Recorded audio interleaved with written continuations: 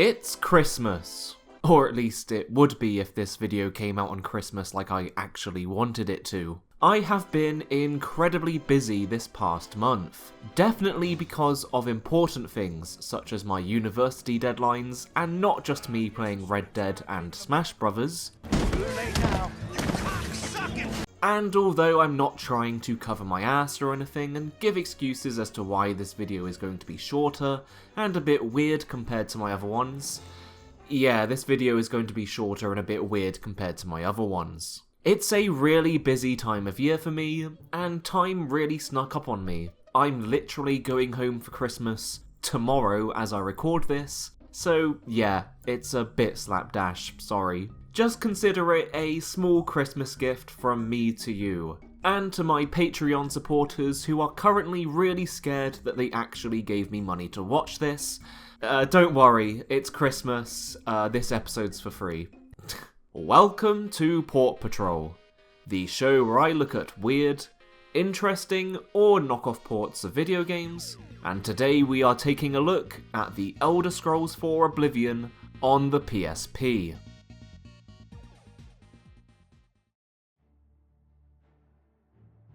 The Oblivion PSP port probably seems like a weird pick for a Christmas special, considering it is both not very Christmassy and wasn't ever finished, like it just never came out. It never got officially cancelled, but it's been 12 years, I think it's safe to say it's not coming out. But this video is essentially a Christmas present to myself. Slated to be released around 2007, I was really excited for this game to come out as I didn't have an Xbox 360 or a PS3 or a good PC or just any way to play the actual real Oblivion. So this was like my only hope to ever get to play it.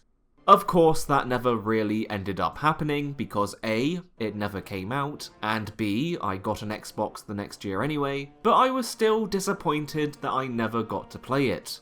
So this entire video is honestly just an excuse for me to fulfill a 12-year-old wish of mine. The first thing you see upon booting up the game, apart from a pretty sick work-in-progress menu, is the loading screen glitching out, so the game gets bonus points for authenticity right there. Even more authentic is the look of the game, because, hey, you've got to admit, this looks pretty legit. It does a great job of, well, being Oblivion. The HUD and menus are pretty much unchanged, aside from the fact half of them don't work, and the actual gameplay is pretty much the same too. The controls aren't what I expected them to be. I was expecting an awkward face buttons to look around kind of deal, which actually threw me off to start with. The D-pad is used for hotkeys, the analog stick moves you around, the face buttons are used for attacking, using magic, jumping, and blocking. Then you can use the R button to enable free look with the analog stick, and the L button locks you onto an enemy. It is quite literally, not even a single ounce of joking here, the exact same control scheme Metroid Prime uses, which is not a comparison I ever thought I'd make, but here we are. After a while I was dodging, weaving, firing arrows, and shooting spells with the best of them.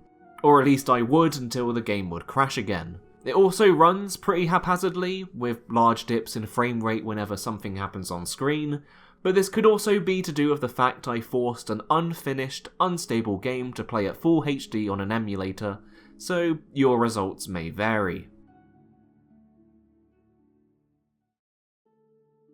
The demo has a reasonable amount of content to play through, and it starts as is tradition, with you breaking out of prison and fighting against imps and MV warriors. And, you know, sure, whatever, the combat looks pretty jank. Let's be honest, it never particularly looked good in Oblivion either. But the blood spray effects are satisfying, even if they come out of these skeletons too, and the flashes of light when someone successfully blocks something are really nice too. They're little bits of visual flair which really add some unexpected polish to a game that is otherwise, you know, unfinished. The second level in the demo is like a shorter extension of the prison that ends with you going through a door, then the game crashes.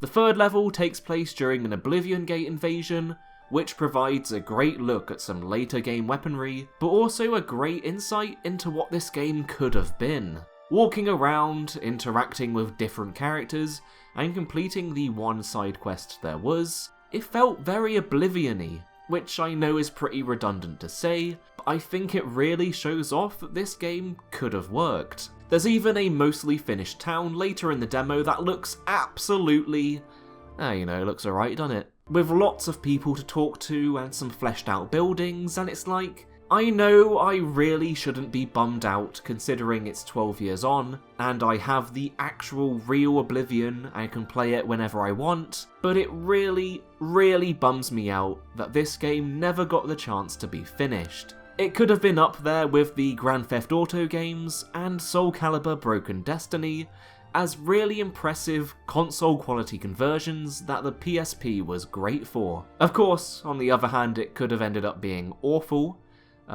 Because it's unfinished, it's really quite hard to tell, but I like to be optimistic.